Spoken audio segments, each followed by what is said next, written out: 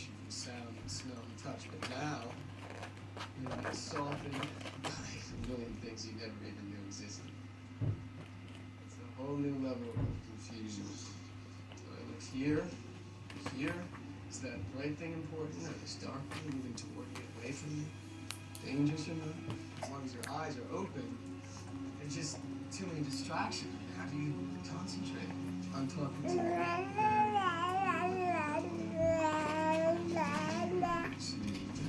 It's pineapple already. Cut it open. I like pineapple.